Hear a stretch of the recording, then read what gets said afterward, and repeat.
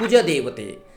ಹಾಗಾಗಿ ಪ್ರಧಾನ ಬಾಗಿಲನ್ನು ಈ ದಿಕ್ಕಿಗೆ ಮಾಡೋದು. ಕಂಡು ಹಿಡಿದ ಆಯಕ್ಕೆ, ಇನ್ನೊಂದು ಅಂತಂದರೆ ವಾಸ್ತುಶಾಸ್ತ್ರದಲ್ಲಿ ಆಯಕ್ಕೆ ಯೋನಿ ಅಂತಲೂ ಹೇಳಿ ಒಂದು ನಕ್ಷತ್ರಗಳು ಬರುತ್ತದೆ. ಎಲ್ಲ ನಕ್ಷತ್ರ 27 ನಕ್ಷತ್ರಗಳಲ್ಲಿ ಎಲ್ಲದಿಗೂ ಬರಲ್ಲ.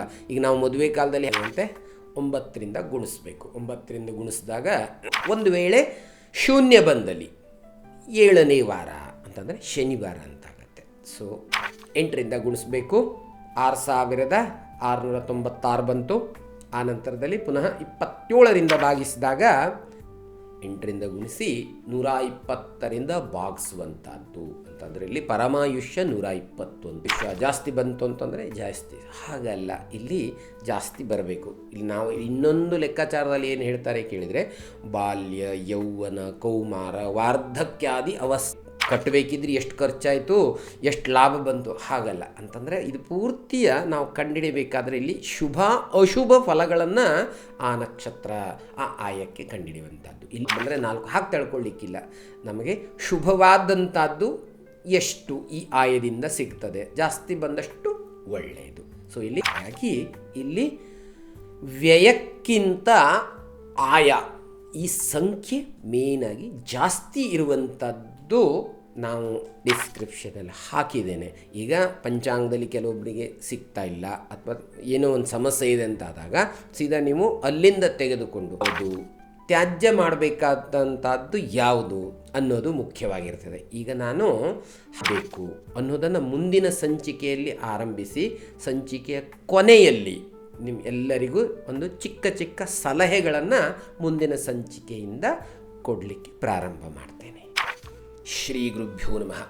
ನಮಸ್ತೆ ವೀಕ್ಷಕರೇ, ನಾನು ನಿಮ್ಮ ಓಂಕಾರ ಗುರುಜಿ. ವಾಸ್ತು ನಿರ್ಣಯ ಎನ್ನುವ ಚಾನಲ್ಗೆ ತಮಗೆಲ್ಲ ಸ್ವಾಗತ.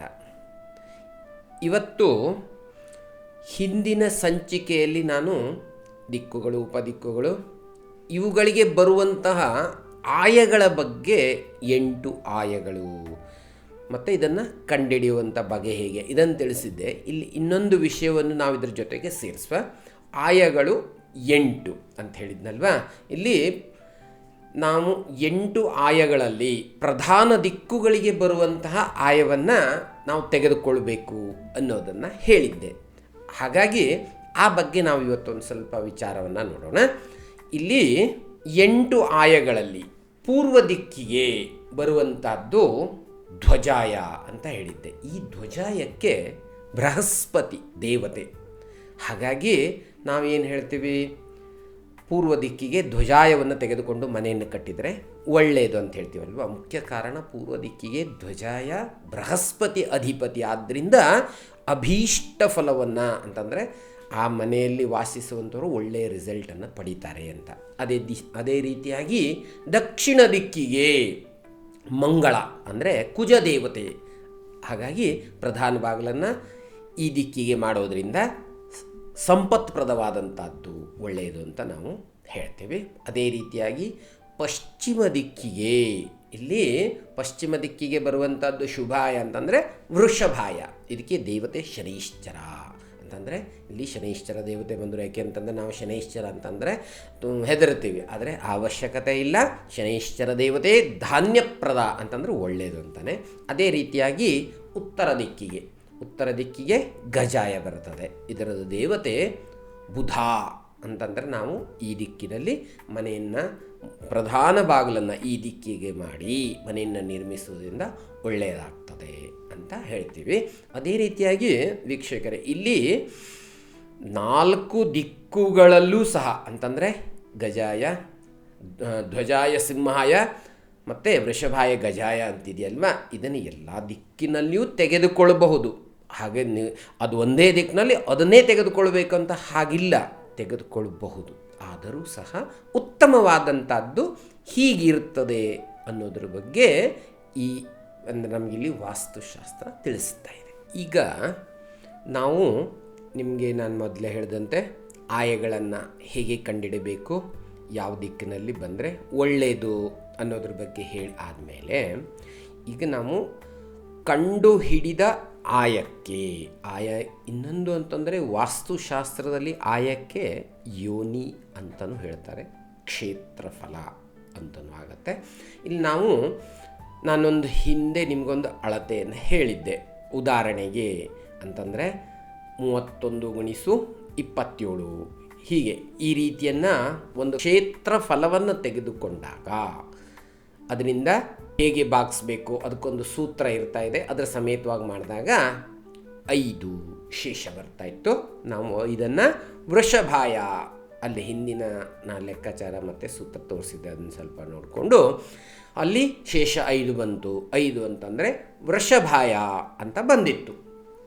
ಈಗ ನಾವು ಕಂಡು ಹಿಡಿದಂತಹ ಆಯಕ್ಕೆ ಅಂತಂದರೆ ಇದು ನಾವೊಂದು ಈಗ ನಾನು ಉದಾಹರಣೆಯಲ್ಲಿ ಕೊಟ್ಟಂತೆ ಒಂದು ಆಯವನ್ನು ಕಂಡು ಹಿಡಿದಿದ್ದೀರ. ಆ ಕಂಡು ಹಿಡಿದ ಆಯಕ್ಕೆ ವಾರ, ನಕ್ಷತ್ರ, ತಿಥಿ, ಅನಂತರ ಮನೆ, ಆಯುಷ್ಯ, ಆಯವ್ಯಯ ಈ ರೀತಿಯಾಗಿ ಇಷ್ಟನ್ನು ನಾವು ಕಂಡುಹಿಡ್ಕೋಬೇಕು. ಈಗ ನಾವಿಲ್ಲಿ ಏನು ಕಂಡುಹಿಡಿತೀವಲ್ವ, ಒಂದು ವೇಳೆ ನಕ್ಷತ್ರ ಆಗಿರ್ಬೋದು, ವಾರ ಆಗಿರ್ಬೋದು, ಇದು ಎಲ್ಲದೂ ಆ ಮನೆಯ ನಕ್ಷತ್ರ ಆಯುಷ್ಯಾದಿಗಳಾಗಿರ್ತದೆ. ಇದು ಯಜಮಾನಿಗೆ ಅಂದರೆ ಸಂಬಂಧಪಟ್ಕೊಂಡಿದ್ದಲ್ಲ, ಆ ಮನೆಯದು. ಇಲ್ಲಿ ನಾವೇನು ಹೇಳ್ತೀವಿ ಅಂತಂದರೆ ಆ ನಂತರದಲ್ಲಿ ಮುಂದಿನ ಭಾಗದಲ್ಲಿ ಅದು ಬರ್ತದೆ. ಇಲ್ಲೇನು ಒಂದು ನಕ್ಷತ್ರವನ್ನು ನಾವು ಲೆಕ್ಕಾಚಾರದಿಂದ ಕಂಡುಹಿಡಿದ್ವಿ. ಕೆಲವೊಬ್ಬರಿಗೆ ಕೆಲವೊಂದು ನಕ್ಷತ್ರಗಳು ಬರುತ್ತದೆ. ಎಲ್ಲ ನಕ್ಷತ್ರ 27 ನಕ್ಷತ್ರಗಳಲ್ಲಿ ಎಲ್ಲದಿಗೂ ಬರಲ್ಲ. ಈಗ ನಾವು ಮದುವೆ ಕಾಲದಲ್ಲಿ ಹೇಗೆ ಮ್ಯಾಚ್ ಮೇಕಿಂಗ್ ಮಾಡ್ತೀವಲ್ವ, ಹಾಗೆ ಇಲ್ಲಿ ಕಂಡುಹಿಡಿದ ನಕ್ಷತ್ರಕ್ಕಾಗ್ಬೋದು. ಕೆಲವೊಬ್ಬರಿಗೆ ಲಕ್ಕಿ ವಾರ ಅಂತ ಇರುತ್ತೆ, ಅದು ನಮಗೆ ಅನುಕೂಲವಾಗುವಂತಹ ಆ ನಂತರದಲ್ಲಿ ಕಂಡುಹಿಡಿಲಿಕ್ಕಿರುತ್ತೆ. ನಾನು ಉದಾಹರಣೆಯಲ್ಲಿ ಈಗ ನಾವೊಂದು ತೆಗೆದುಕೊಂಡಿದ್ದೇವಲ್ಲ ಕ್ಷೇತ್ರಫಲ, ಆ ಸಂಬಂಧಪಟ್ಕೊಂಡು ವಾರಾದಿಗಳನ್ನು ಇಲ್ಲಿ ಹೇಳ್ತೇನೆ ನೋಡಿ. ವಾರವನ್ನು ಕಂಡುಹಿಡಿಯುವಂಥದ್ದನ್ನು ಉದಾಹರಣೆ ಮುಖಾಂತರ ನೋಡೋಣ. ಇಲ್ಲಿ ನೋಡಿ, 31 × 27 837 ಬರ್ತಾ ಇದೆ. 837ಕ್ಕೆ ನಾನು ಮೇನ್ ಹೇಳಿದಂತೆ 9ರಿಂದ ಗುಣಿಸ್ಬೇಕು. 9ರಿಂದ ಗುಣಿಸಿದಾಗ 7533 ಬಂತು. ಸೊ ಇದಕ್ಕೆ 7ರಿಂದ ಭಾಗಿಸುವಂಥದ್ದು. 7 ಅಂತಂದರೆ 7 ವಾರ ಇದೆಯಲ್ವ, ಹಾಗಾಗಿ 7ರಿಂದ ಭಾಗಿಸುವಂಥದ್ದು.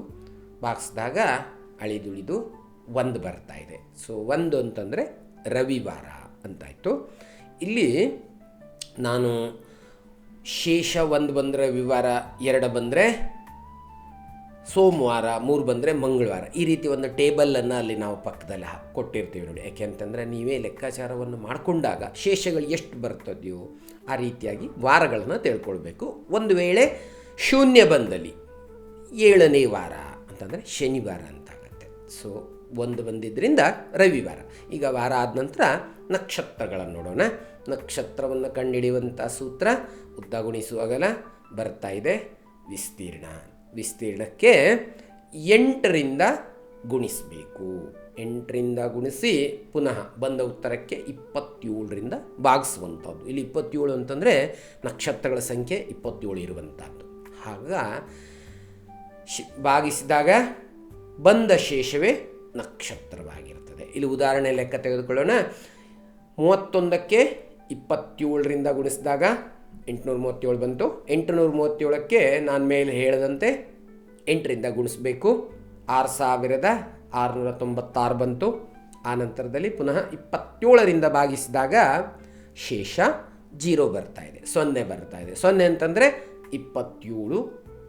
27ನೇ ನಕ್ಷತ್ರ ಅಂತಂದರೆ ಇಲ್ಲಿ 27ನೇ ನಕ್ಷತ್ರ ಯಾವುದು? ರೇವತಿ. ಹೀಗೆ 27 ನಕ್ಷತ್ರಗಳಿದೆ, 27ನೇದು ರೇವತಿ. ಇದಕ್ಕೆ ಸಂಬಂಧಪಟ್ಟುಕೊಂಡು ನಾವು ಪಕ್ಕದಲ್ಲಿ ಒಂದು ಟೇಬಲನ್ನು ಕೊಟ್ಟಿದ್ದೀವಿ. 1 ಅಂದರೆ ಯಾವುದು, 2 ಅಂದರೆ ಯಾವುದು, 3 ಅಂತಂದರೆ ಯಾವುದು, ಹೀಗೆ ಯಾವ್ಯಾವ ನಕ್ಷತ್ರ ಅಂದರೆ ಶೇಷ ಯಾವುದು ಬಂದರೆ ಎಷ್ಟು ನಂಬರ್ ಬಂದರೆ ಯಾವ ನಕ್ಷತ್ರ ಅನ್ನೋದನ್ನು ನೀವು ಆ ರೀತಿಯಾಗಿ ಕಂಡುಹಿಡ್ಕೋಬೇಕು. ಆನಂತರ ಮುಂದೆ ಮನೆಯ ತಿಥಿಯನ್ನು ಕಂಡುಹಿಡಿಯುವಂಥದ್ದು ಹೇಗೆ ನೋಡೋಣ. ಪುನಃ ಸೂತ್ರ ಉದ್ದ ಗುಣಿಸುವಾಗಲ ವಿಸ್ತೀರ್ಣ ಬರ್ತಾ ಇದೆ. ವಿಸ್ತೀರ್ಣಕ್ಕೆ 8ರಿಂದ ಗುಣಿಸಬೇಕು. 8ರಿಂದ ಗುಣಿಸಿ ಆನಂತರ ಪುನಃ ಬಂದ ಉತ್ತರಕ್ಕೆ 15ರಿಂದ ಭಾಗಿಸುವಂಥದ್ದು. 15 ಇಲ್ಲಿ ತಿಥಿಗಳು, ಪಾಡ್ಯ, ಬಿದಿಗೆ, ತದಿಗೆ, ಚೌತಿ, ಹೀಗೆ 15 ತಿಥಿಗಳಿದೆ. ಈ 15 ತಿಥಿಗಳಿಂದ ಭಾಗಿಸುವಂಥದ್ದು. ಬಂದ ಶೇಷ ಪುನಃ ತಿಥಿ ಆಗ್ತಾ ಇದೆ. ಉದಾಹರಣೆ ಲೆಕ್ಕ ನೋಡೋಣ. ಮೇಲೆ ಇದ್ದಂತೆ ಉದ್ದ ಗುಣಿಸು ಅಗಲ ಏನು ಬಂತು ಇಲ್ಲಿ? ಪುನಃ 837. 837ಕ್ಕೆ 8ರಿಂದ ಗುಣಿಸುವಂಥದ್ದು. 6696 ಬಂತು, ಅದಕ್ಕೆ 15ರಿಂದ ಭಾಗಿಸುವಂಥದ್ದು. ಭಾಗಿಸಿದಾಗ ಶೇಷ 6 ಬರ್ತಾ ಇದೆ. 6 ಅಂತಂದರೆ ಷಷ್ಠಿ ತಿಥಿ ಅಂತಂದ್ರೆ ಅಲ್ಲೂ ಪುನಃ ಪಾಡ್ಯ ಬಿದಿಗೆ ತದಿಗೆ ಹೀಗೆ 6ನೇದು ಷಷ್ಠಿ ತಿಥಿ. ಒಂದು ವೇಳೆ 15 ಬಂತು ಅಂತಂದರೆ ಪೌರ್ಣಿಮೆ ಅಂತಾಗತ್ತೆ. ಸೊ ಅದು ಆದ ನಂತರದಲ್ಲಿ ಮುಂದೆ ಮನೆಯ ಆಯುಷ್ಯವನ್ನು ಹೇಗೆ ಕಂಡುಹಿಡಿಬೋದು? ಪುನಃ ಸೂತ್ರ ಉದ್ದ ಗುಣಿಸುವಾಗಲ ವಿಸ್ತೀರ್ಣ ಬರ್ತಾ ಇದೆ. ಬಂದ ವಿಸ್ತೀರ್ಣಕ್ಕೆ 8ರಿಂದ ಗುಣಿಸಬೇಕು. 8ರಿಂದ ಗುಣಿಸಿ 120ರಿಂದ ಭಾಗಿಸುವಂಥದ್ದು ಅಂತಂದರೆ ಇಲ್ಲಿ ಪರಮಾಯುಷ್ಯ 120 ಅಂತ ಇರ್ತದೆ. 120ರಿಂದ ಭಾಗಿಸ್ಬೇಕು. ಉದಾಹರಣೆ ನೋಡೋಣ. 31 ಗುಣಿಸು 27 837 ಬಂತು. 837ಕ್ಕೆ 8ರಿಂದ ಗುಣಿಸಿದಾಗ 6696 ಬಂತು. ಅದಕ್ಕೆ 120ರಿಂದ ಪರಮಾಯುಷ್ಯದಿಂದ ಭಾಗಿಸುವಂಥದ್ದು. ಶೇಷ ಬರ್ತಾ ಇದೆ 96. ಹಾಗಾಗಿ ಇದು 96 ಅನ್ನೋದು ಮನೆಯ ಆಯುಷ್ಯ ಅಂತಂದ್ರೆ ನೀವಿಲ್ಲಿ ಬೇರೆದಂತ ತಿಳ್ಕೊಳ್ಳಿಕ್ಕಿಲ್ಲ. ಕಮ್ಮಿ ಬಂತು ಅಂತಂದರೆ ಕಮ್ಮಿ ಆಯುಷ್ಯ, ಜಾಸ್ತಿ ಬಂತು ಅಂತಂದರೆ ಜಾಸ್ತಿ, ಹಾಗಲ್ಲ. ಇಲ್ಲಿ ಜಾಸ್ತಿ ಬರಬೇಕು. ಇಲ್ಲಿ ನಾವು ಇನ್ನೊಂದು ಲೆಕ್ಕಾಚಾರದಲ್ಲಿ ಏನು ಹೇಳ್ತಾರೆ ಕೇಳಿದರೆ ಬಾಲ್ಯ, ಯೌವನ, ಕೌಮಾರ, ವಾರ್ಧಕ್ಯಾದಿ ಅವಸ್ಥಾ ಅಂತ ಹೇಳ್ತಾರೆ. ಇಲ್ಲಿ ಜಾಸ್ತಿ ಬಂದ ಹಾಗೆ ಅಂತಂದ್ರೆ ಒಂದು ಅತೀ ಕಮ್ಮಿನೂ ಬರಬಾರ್ದು, ಅಂದ್ರೆ ಬಾಲ್ಯ ಅಂತಾಗತ್ತೆ. ಮಧ್ಯದಲ್ಲಿ ಯಾವುದೇ ಕ್ರಮ ಬಂತಂದ್ರೂ ಅಂತಂದರೆ 96 ಆಯುಷ್ಯ ಇದು ಒಳ್ಳೆಯದು ಅನ್ನೋದನ್ನು ನಾವು ಪರಿಗಣಿಸಬೇಕು. ಅದೇ ರೀತಿಯಾಗಿ ಆಯ ಮತ್ತು ವ್ಯಯವನ್ನು ಅಂತಂದ್ರೆ ನಾವು ಮನೆ ಕಟ್ಟಬೇಕಿದ್ರೆ ಎಷ್ಟು ಖರ್ಚಾಯಿತು, ಎಷ್ಟು ಲಾಭ ಬಂತು, ಹಾಗಲ್ಲ. ಅಂತಂದರೆ ಇದು ಪೂರ್ತಿಯ ನಾವು ಕಂಡುಹಿಡಿಯಬೇಕಾದ್ರೆ ಇಲ್ಲಿ ಶುಭ ಅಶುಭ ಫಲಗಳನ್ನು ಆ ನಕ್ಷತ್ರ ಆ ಆಯಕ್ಕೆ ಕಂಡುಹಿಡಿಯುವಂಥದ್ದು. ಇಲ್ಲಿ ಆಯ ಅಂತಂದರೆ ಯೋನಿ ಅದಲ್ಲ, ಆಯ ಅಂತಂದರೆ ಇನ್ಕಮ್ಮು ಅಂತ ಹೇಳ್ತೀವಿ. ಸೊ ಇಲ್ಲಿ ಪುನಃ ಸೂತ್ರ ಏನು ಹೇಳ್ತದೆ? ಉದ್ದ ಗುಣಿಸು ಅಗಲ ವಿಸ್ತೀರ್ಣ ಬರ್ತಾ ಇದೆ. ಬಂದ ವಿಸ್ತೀರ್ಣಕ್ಕೆ 8ರಿಂದ ಗುಣಿಸುವಂಥದ್ದು. ಬಂದ ಉತ್ತರಕ್ಕೆ ಪುನಃ 12ರಿಂದ ಭಾಗಿಸ್ಬೇಕು. 12ರಿಂದ ಭಾಗಿಸಿದಾಗ ಬರುವಂತಹ ಶೇಷ ಆಯ ಅಥವಾ ದ್ರವ್ಯ ಅಂತಲೂ ಹೇಳ್ಬೋದು, ಇನ್ಕಮ್ ಅಂತ ಹೇಳ್ಬೋದು. ಇಲ್ಲಿ ಉದಾಹರಣೆ ನೋಡೋಣ. 31ಕ್ಕೆ 27ರಿಂದ ಗುಣಿಸಿದಾಗ 837 ಬಂತು. 837ಕ್ಕೆ ಪುನಃ 8ರಿಂದ ಗುಣಿಸಿದಾಗ 6696. ಇದಕ್ಕೆ 12ರಿಂದ ಭಾಗಿಸಿದಾಗ ಶೇಷ ಪುನಃ ಶೂನ್ಯ, 0 ಬರ್ತಾ ಇದೆ. 0 ಬಂದ ತಕ್ಷಣ ಅರೆ 0 ಅಂತ ಅಲ್ಲ, 0 ಬಂದರೆ 12 ಅಂತ ಆಗುತ್ತೆ. ಇಲ್ಲಿ ಪುನಃ 12 ಅಂತಂದರೆ ನಾವು ಇದು ಸಂಬಂಧಪಟ್ಕೊಂಡು ಪಕ್ಕದಲ್ಲೊಂದು ಟೇಬಲನ್ನು ಕೊಟ್ಟಿದ್ದೀವಿ ನೋಡಿ. ಅಂತಂದರೆ ಧನ, ಸಂಪತ್ತು, ಇದರಲ್ಲಿ ಯಾವುದು ಬರ್ತದೆ ಅನ್ನೋದನ್ನು ನಾನು ಪಕ್ಕದಲ್ಲಿ ಒಂದು ಟೇಬಲಲ್ಲಿ ಕೊಟ್ಟಿದ್ದೀನಿ. ಅಂತಂದರೆ ಅಲ್ಲಿ ಎಷ್ಟು ಹೆಚ್ಚೆಚ್ಚು ಬರ್ತದೆಯೋ ಅಂತಂದರೆ 12 ಬಂದರೆ 12ನೇ ನಂಬರ್ ಅಥವಾ 4 ಬಂದರೆ 4 ಹಾಗೆ ತಿಳ್ಕೊಳ್ಳಿಕ್ಕಿಲ್ಲ. ನಮಗೆ ಶುಭವಾದಂಥದ್ದು ಎಷ್ಟು ಈ ಆಯದಿಂದ ಸಿಗ್ತದೆ, ಜಾಸ್ತಿ ಬಂದಷ್ಟು ಒಳ್ಳೆಯದು. ಸೊ ಇಲ್ಲಿ 12 ಅಂತ ತಿಳ್ಕೊಬೇಕು. ಆನಂತರ ವ್ಯಯವನ್ನು ಕಂಡುಹಿಡಿಯುವಂಥ ಸೂತ್ರ ಪುನಃ ಹಾಗೆ ಉದ್ದ ಗುಣಿಸು ಅಗಲ ವಿಸ್ತೀರ್ಣ ಬರ್ತದೆ. ವಿಸ್ತೀರ್ಣಕ್ಕೆ 3ರಿಂದ ಗುಣಿಸಬೇಕು. 3ರಿಂದ ಗುಣಿಸಿ ಪುನಃ ಬಂದ ಉತ್ತರಕ್ಕೆ 8ರಿಂದ ಭಾಗಿಸುವಂಥದ್ದು. ಬಂದ ಶೇಷ ವ್ಯಯ ಆಗ್ತದೆ. ಉದಾಹರಣೆಗೆ 31 ಗುಣಿಸು 27 837 ಬಂತು. 837ಕ್ಕೆ 3ರಿಂದ ಗುಣಿಸಿದಾಗ 2511. ಪುನಃ ಅದಕ್ಕೆ 8ರಿಂದ ಭಾಗಿಸ್ಬೇಕು. ಶೇಷ 7 ಬರ್ತಾ ಇದೆ. ಅಂತಂದರೆ ಇದು ನಾವಿಲ್ಲಿ ಮೇಲೆ ಆಯವನ್ನು ಕಂಡುಹಿಡಿದಿದ್ವಿ. ಆಯ ಎಷ್ಟು ಬಂದಿತ್ತು? 12. ಇಲ್ಲಿ ವ್ಯಯ ಎಷ್ಟು ಬರ್ತಾ ಇದೆ? 7. ಹಾಗಾಗಿ ಇಲ್ಲಿ ವ್ಯಯಕ್ಕಿಂತ ಆಯ ಈ ಸಂಖ್ಯೆ ಮೇನಾಗಿ ಜಾಸ್ತಿ ಇರುವಂಥದ್ದು ನಾವು ಆ ಯೋನಿಯಾಗಿರ್ಬೋದು, ಆಯವನ್ನು, ಕ್ಷೇತ್ರಫಲ ಆ ರೀತಿಯಾಗಿ ತೆಗೆದುಕೊಳ್ಬೇಕು ಇಲ್ಲಿ. ಹಾಗಾಗಿ ನಕ್ಷತ್ರವನ್ನು ನಮಗೆ ಮ್ಯಾಚ್ ಮಾಡುವಂಥದ್ದು, ವಾರವನ್ನು ನಮಗೆ ಮ್ಯಾಚ್ ಮಾಡುವಂಥದ್ದು, ನಾವಿಲ್ಲಿ ಏನು ಕಂಡಿರ್ತೀವ ಇದಿಷ್ಟು ಮನೆಯದು. ಸೊ ನಮಗೆ ಅನುಕೂಲವಾಗುವಂತೆ ಪಂಡಿತರಿಂದಾಗಿರ್ಬೋದು ಅಥವಾ ವಾಸ್ತುಶಾಸ್ತ್ರಜ್ಞರಿಂದ ನಮಗೆ ಅನುಕೂಲ ಆಗುವಂಥದ್ದು ಮ್ಯಾಚ್ ಮೇಕಿಂಗ್ ಮಾಡಿ ನಾವು ತೆಗೆದುಕೊಳ್ಬೇಕು. ವೀಕ್ಷಕರೇ, ನಾನು ನಿಮಗೆ ಇಲ್ಲಿ ಒಂದು ಉದಾಹರಣೆಯ ಮುಖಾಂತರ ಲೆಕ್ಕಾಚಾರವನ್ನು ನಾನು ತಿಳಿಸಿದ್ದೇನೆ.